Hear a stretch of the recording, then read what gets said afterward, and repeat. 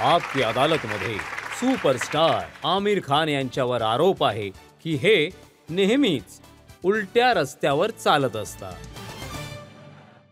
आता बघा लाल सिंग चड्डा फ्लॉप झाला. हो, हो, हो. तुम्हाला सगळ्यांनी समजवलं, की आता भाऊ कुठलातरी ॲक्शन सिनेमा कर म्हणजे हिट हो. होईल. जे आजकाल सिनेमे चालतायत. हो. पण तुम्ही म्हणालात नाही मी तर कॉमेडीच करणार. मी प्रॅक्टिकल नाहीये. तुमचा आरोप खरा आहे. मी प्रॅक्टिकल नाहीये. मी माझ्या मनाप्रमाणे वागतो. आणि जेव्हा ही कथा माझ्यासमोर आली, तेव्हा मला इतकी आवडली, इतकी आवडली. एकतर ही तुम्हाला खूप हसवते, तुमचं मनोरंजन करते, परंतु त्याच्याबरोबरच ही तुमच्या मनाला भावते. इतकी खोल गोष्ट सांगते, इतकी महत्त्वाची गोष्ट सांगते, माणुसकीची गोष्ट सांगते आणि खूप चांगल्या प्रकारे सांगते. तर मला वाटलं, की हा सिनेमा खूप महत्त्वाचा आहे, करावाच लागेल. आता आणि झालं काय, की लोक म्हणाले, "आजकाल हे कोविडनंतर ॲक्शन फिल्म बघतात. थिएटरमध्ये केवळ ॲक्शन फिल्म चालतात." मी हे नाही मानत यार. मला आपल्या ऑडियन्सवर पूर्ण विश्वास आहे. मला नाही वाटत ऑडियन्सना पुन्हा-पुन्हा केवळ ॲक्शनच बघायचं असेल. ऑडियन्सना वारंवार ॲक्शन बघायची आहे. मी हे नाही मानत. आणि दुसरं आहे, की मी सुद्धा क्रिएटिव्ह माणूस आहे. माझ्या हातून जे काम जसं मी ॲक्शन फिल्मसुद्धा केल्या आहेत. मी प्रत्येक जॉनरचे सिनेमा केलेत. परंतु हा जो माझा सिनेमा आता जो येत आहे सितारे जमीन पर, हा माझ्या रक्तामध्ये उतरलाय. याची कथा आता जोपर्यंत मी कळणार नाही, तोपर्यंत माझ्या हातून तो निघणार नाही, तोपर्यंत मी काही करू शकणार नाही. हा माझा नाईलाज आहे. तर माझ्या हिशोबाने हा खूपच इम्पोर्टंट सिनेमा आहे आपल्या समाजासाठी. रजतजी तुम्ही विचार करा, की आपल्या समाजामध्ये जे लोक people with intellectual disabilities, people who are intellectually atypical, neurotypical तर त्यांचं आयुष्य लहानपणापासून काय असेल, आपण 2 सेकंद त्यावर लक्ष देऊया.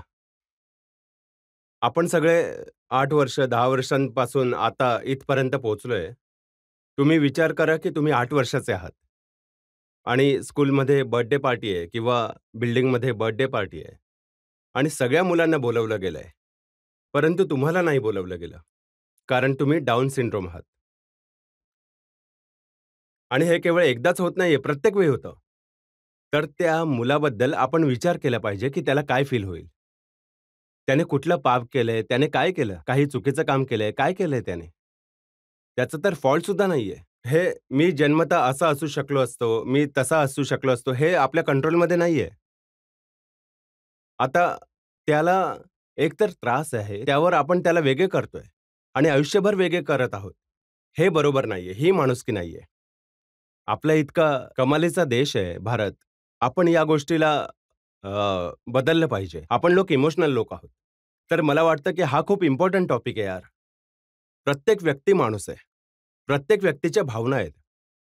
तर कुणी सुद्धा हिंदुस्थानमध्ये उलट पंतप्रधानजी हे म्हणालेत, की 2047 पर्यंत आपल्याला तिथपर्यंत पोहोचायचं आहे, की प्रत्येक व्यक्ती, दिव्यांगजन जो आहे, ते आपण सगळे जे suppose to be normal, suppose to be दिव्यांगजन, हे आपण सगळे एकत्र पुढे जावे.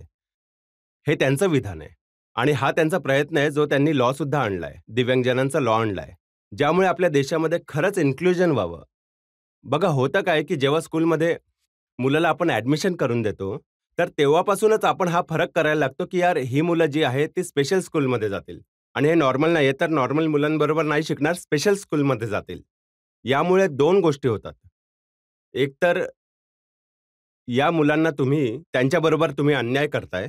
त्यांना वेगळं तुम्ही ठेवत आहात. मेनस्ट्रीममध्ये येऊ देत नाहीयेत.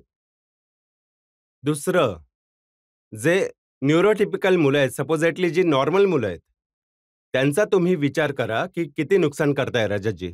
त्यांना सुद्धा संधी मिळत नाहीये, की ते आपल्या मित्रांबरोबर बसतील, जे कदाचित न्यूरो एटिपिकल असतील, डाउन सिंड्रोम असतील, ऑटिस्टिक असतील. त्यांना सुद्धा संवेदनशील होणं ते शिकू शकतात. एम्पॅथी शिकू शकतात. केअरिंग शिकू शकतात. त्यांना मदत करायला शिकू शकतात. हात पकडून दोन्ही लोक पुढे जाऊ शकतात. आणि तो मुलगा जर जर समजा एक्झाममध्ये फेल झाला, तर काय फरक पडतो? कुठे आपण 10वी पास करून आपण सायंटिस्ट बनलो यार. कोणाला आठवतंय A+B the whole square is equal to what? मी विचारतोय तुम्हाला. A+B A square plus B square plus 2AB. हो, परंतु ते इम्पोर्टंट किती आहे? तुम्ही कधी लाईफमध्ये यूज केलंय? कधीतरी यूज केलंय तुम्ही? a² + b² + 2ab जे आन्सर येतं आपलं, ते कधी वापर केला याचा? नाही ना. तर ते ज्या मुलाला येत नाही तर मग ठीक आहे ना. अच्छा, असं नाहीये की नाही येत, त्याला थोडा जास्त वेळ लागेल. तुम्हाला 2 मिनिटं लागतात गोष्ट समजायला, त्याला 4 मिनिटं लागतील. बस आपल्याला थोडं पेशंट व्हायचंय. काही मोठी गोष्ट नाहीये. यामुळे होतं काय, की जेव्हा आपण मोठे होतो तेव्हा इतकं वेगळं आपल्याला ठेवलं जातं, की जेव्हा आपण कोणाला भेटतो जो आपल्यापेक्षा थोडा वेगळा असेल, थोडा डाऊन सिंड्रोम असेल, ऑटिस्टिक असेल, आपण त्याच्याशी बोलू सुद्धा शकत नाही. आपल्याला भीती वाटते, की हे कसं करू? का ऑकवर्ड वाटेल? ऑकवर्ड होऊन जातो आपण. हे बरोबर नाहीये. तर हे ना केवळ पंतप्रधानच की हे आव्हान आहे, की by the time we reach 100 years of our independence हे सगळं आपण मागे सोडलं पाहिजे. ॲज अन इन्क्लुसिव्ह सोसायटी आपण पुढे जायला हवं. तर या टॉपिकवर तर हा सिनेमा बनलाय. आता तुम्ही सांगा, की मी हे नको करायला, मी ॲक्शन फिल्म करावी? करा विचार तुम्ही. आमिर, हा सिनेमा मी बघितलाय आणि हा खरंच एक कमालीचा सिनेमा आहे.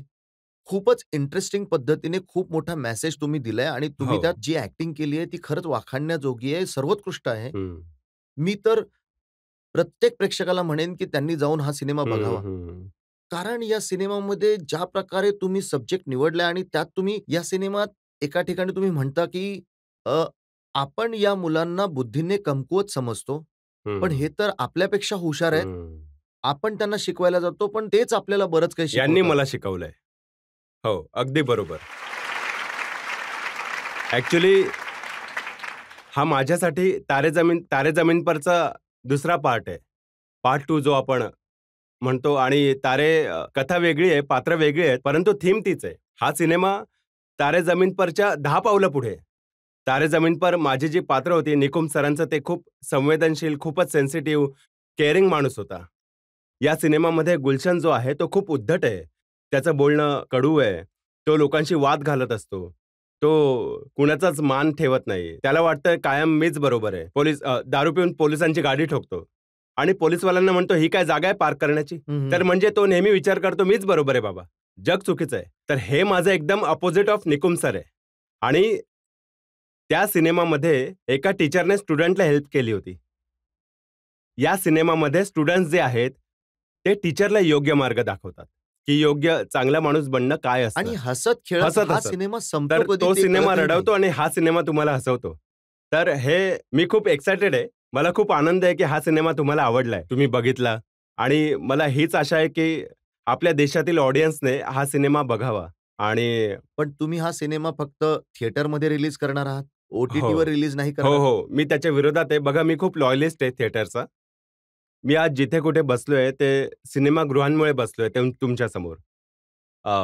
थिएटर्समुळे बसलोय तुमच्यासमोर. मी माझी पाठ नाही वाकवू शकत. मी थिएटरसाठी, सिनेमासाठी आपली पाठ नाही वाकवू शकत.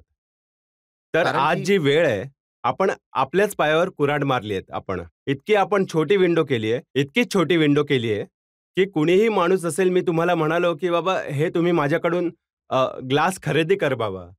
आणि जर तुम्ही नाही विकत घेतला, तर 8 आठवड्यानंतर मी तुमच्या घरी सोडून जाईल. तर का खरेदी कराल तुम्ही माझ्याकडून? हेच होतंय ना सिनेमांमध्ये आजकालच्या, की तुम्ही फिल्म बघायला इथे या, जर नाही आलात तर मग आम्ही तुमच्या घरी येऊ. तर मग या आमच्या घरी, आम्ही काय येऊ थिएटरमध्ये? यामुळे होईल काय, की मग थिएटरचा संपूर्ण धंदाच संपून जाईल. थिएटर ही अत्यंत दुःखाची गोष्ट आहे. आपण सगळे मोठे झालो, थिएटरमध्ये थिएटरचं मॅजिक असतं. त्याची एक जादू असते. अंधार होतो, तुम्ही 300-400 लोकांच्या बरोबर बसून हसता. तुम्ही 300-400 लोकांबरोबर बसून रडता. जर सिनेमा आवडला नाही, तर 300-400 लोकांबरोबर मिळून आपण शिव्या घालतो. जे काही असेल. You know it is a community. Collective effort हो, आहे हा. कलेक्टिव्ह एक्सपिरियन्स असतो. त्याची एक वेगळी अशी मजा असते आणि आता एकटं बसून बघतोय. काय फायदा? तर मी असं मानतो, की तसं तर तुम्ही बघायचं तसं बघू शकतात. परंतु माझं असं म्हणणं आहे, की ती विंडो खूपच कमी आहे. तर मी ओ-टी-टी चॅनल्सच्या खूप ऑफर आल्या मला. तर मी त्यांना केवळ एकच गोष्ट म्हणालो, की तुम्ही 6 महिन्यानंतर माझा सिनेमा लावा. मला काही अडचण नाही. परंतु ते पण करायला तयार खूप नाहीयेत. पैसे ऑफर करतायत 60 करोड, 250 हो, करोड. हो, केला तर होता, परंतु मी त्यांना नकार तुम्हाला दिला. पैसे नाही चांगले म्हणालो. नाही वाटत? हं. नाही, पैसे तर आवडतात मला आणि आपल्या सगळ्यांनाच कमवायचे आहेत ते मेहनतीने. परंतु हे मला चुकीचं वाटतं. मला असं वाटतं, की मी गद्दारी करतोय आपल्या इंडस्ट्रीबरोबर, आपल्या थिएटर्सबरोबर, आपल्या सिनेमागृहांबरोबर आणि मला हे मंजूर नाहीये. तर मग कितीही मी म्हणालो होतो ना की प्रॅक्टिकल अजिबात नाहीये, तर मला विश्वास आहे की हा सिनेमा थिएटरमध्ये चालेल आणि जी आम्ही मेहनत केली आहे, जो आम्ही पैसा लावलाय, तो थिएटर्समधूनच परत येईल. हा माझा विश्वास आहे. आणि मला ना केवळ हेच, मला माझ्या ऑडियन्सवर सुद्धा विश्वास आहे. माझा ऑडियन्स माझा सिनेमा थिएटर्समध्ये आजपर्यंत बघत आलाय आणि ते थिएटरमध्येच बघतील माझा सिनेमा. हा मला पूर्ण विश्वास आहे. आणि आपल्या देशामध्ये असे लाखो मुलं आहेत. हो, खूप साऱ्या कुटुंबांमध्ये बऱ्याच दिसतील तुम्हाला. परिवारांमध्ये हे आहेत. लोक त्यांना लपवून ठेवतात. आता वेळ हा आली आहे. सिनेमा बघितल्यानंतर लोक त्यांना डिस्प्ले करतील, सांगतील की हा हो, आमचा बघा मुलगा हा आहे. आमचा मुलगा आहे. मला वाटतंय की या फिल्म नंतर लोक जर आपल्या सुद्धा कुटुंबामध्ये असं एखादं मूल असेल, तर आपण त्याला आनंदाने त्याला आणि आपलंसं केलं तुम्ही जो पाहिजे. रोल केलाय तो खरंच खूप चॅलेंजिंग होता. हो, खूप चॅलेंजिंग होता. हो, एक प्रकारे निगेटिव्ह आहे. ती हो, मुलं हो, तुम्हाला हो. प्रत्येक वेळी काहीतरी नवीन शिकवतायत. हो. प्रत्येक वेळी हां. तुम्हाला चुकीचं सिद्ध करतायत. अगदी बरोबर, अगदी बरोबर. आणि मला खूप मजा आली हा सिनेमा करून. खूप मजा आली. या मुलांबरोबर काम करून खूप मजा आली. तर हे लोक कुठल्या प्रकारची ट्रेनिंग तर नव्हती यांना ॲक्टिंगची? नाही, यापैकी जे 10 आहेत, त्यापैकी एक मुलगा जो आहे, तो केरळचा आहे. त्याने मल्याळमचे 1 किंवा 2 सिनेमे केलेत. परंतु बाकी जे 9 आहेत, ते ॲक्टर्स नाहीयेत. ते सामान्य लोक आहेत. They are people who are neuro divergent. कोणी डाउन सिंड्रोम आहे, कोणी ऑटिस्टिक आहे, स्पेक्ट्रमवर आहे. तर हे पहिल्यांदा काम करतायत आणि पहिला सिनेमा करतायत हे लोक आणि इतकं कमालीचं काम केलंय, तर यांना कुठल्याच खास मदतीची गरज नाही लागली. मी हे टीव्हीवर सुद्धा बोलू शकतो. आम्ही कास्टिंग प्रोसेस करतो. हे सुद्धा कास्टिंग प्रोसेसमधून गेले. त्याच्यानंतर आम्ही वर्कशॉप आणि रिहर्सल्स केल्या. जसे मी करतो, यांनी सुद्धा वर्कशॉप आणि रिहर्सल्स केल्या. लाईन्स पाठ करणे वगैरे, वगैरे. त्यानंतर आम्ही सेटवर येतो शूटिंग करण्यासाठी. 1 मिनिट वाया नाही गेला यांच्यामुळे. 1 मिनिट वाया नाही गेला यांच्यामुळे. हे मी ऑथॉरिटी बरोबर सांगू शकतो, की मला अजिबात फरकच दिसून नाही आला. अनेकदा लोक मला विचारतात, की यार यांच्याबरोबर तुम्हाला अडचण आली असेल, कामात वेळ गेला असेल. मी म्हणतो नाही, अजिबात नाही. उलट यांच्यामुळे जो सेटचं जे वातावरण आहे, ते इतकं बदलून जायचं.